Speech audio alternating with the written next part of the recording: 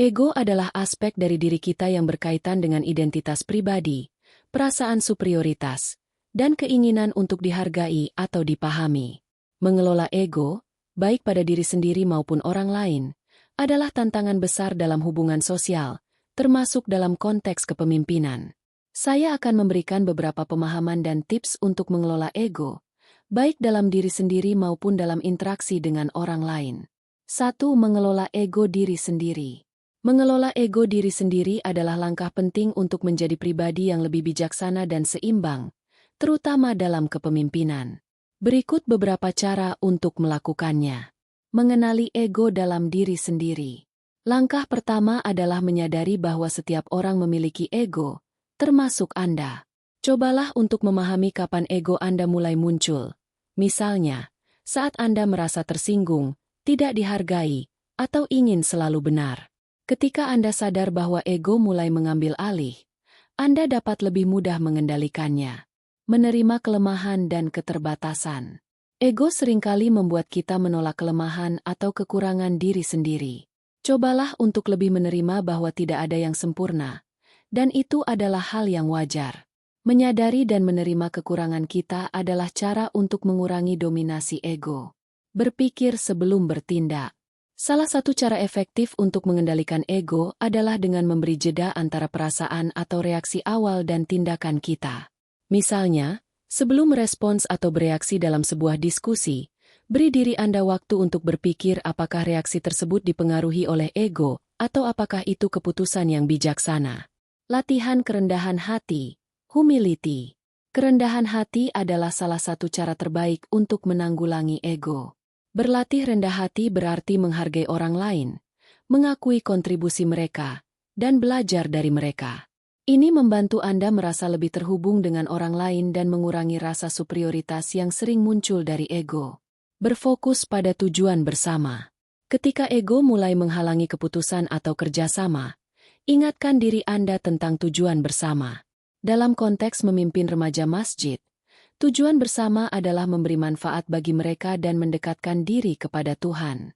Dengan memusatkan perhatian pada tujuan ini, Anda akan lebih mudah menahan keinginan ego pribadi untuk menonjol atau selalu benar. 2. Mengetahui ego orang lain. Mengenali ego dalam diri orang lain memerlukan keterampilan empati dan pengamatan.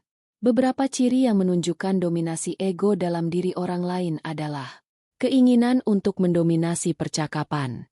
Jika seseorang cenderung selalu berbicara tanpa memberi kesempatan orang lain, itu bisa menjadi indikasi bahwa ego mereka ingin dominan atau selalu ingin didengar.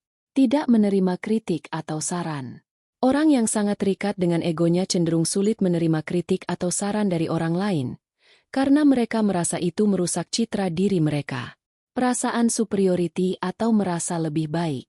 Seseorang dengan ego besar mungkin menunjukkan sikap atau perilaku yang mencerminkan rasa superioritas. Misalnya dengan meremehkan orang lain atau selalu berusaha untuk tampil lebih baik. Reaksi emosional yang kuat terhadap konflik. Ego seringkali menyebabkan seseorang bereaksi dengan emosi yang berlebihan saat menghadapi konflik, karena mereka merasa bahwa harga diri mereka sedang terancam. 3. Mengolah ego orang lain menjadi sinergi. Mengelola ego orang lain dalam interaksi atau kelompok adalah tantangan tersendiri, terutama dalam kepemimpinan. Berikut adalah beberapa cara untuk melakukannya. Berkomunikasi dengan empati dan pengertian. Cobalah untuk lebih mendengarkan orang lain dan memahami perspektif mereka.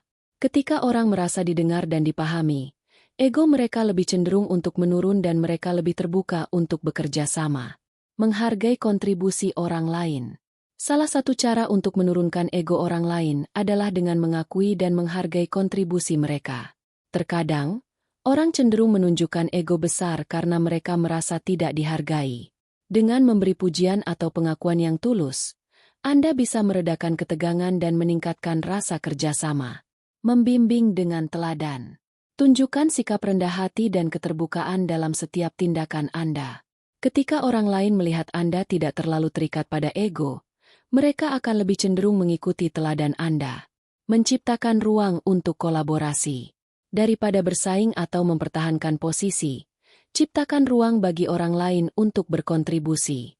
Dengan mengajak orang untuk bekerja bersama-sama dan menekankan pentingnya kolaborasi, Anda membantu mengurangi perasaan kompetitif yang sering muncul akibat ego.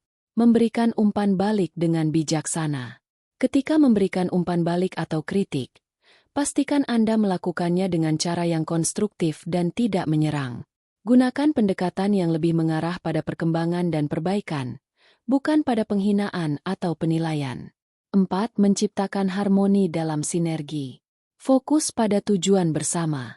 Ingatkan kelompok atau orang yang Anda pimpin tentang tujuan bersama. Dalam konteks Anda, tujuan tersebut bisa berupa kepedulian terhadap remaja dan membimbing mereka untuk menjadi pribadi yang lebih baik. Menghargai keberagaman. Setiap orang memiliki latar belakang dan pandangan yang berbeda. Ciptakan lingkungan yang saling menghargai dan terbuka, sehingga ego tidak menjadi penghalang untuk bekerja sama. Memberikan ruang untuk semua pihak. Pastikan setiap orang merasa dihargai dan memiliki kesempatan untuk berkontribusi dalam diskusi atau pengambilan keputusan.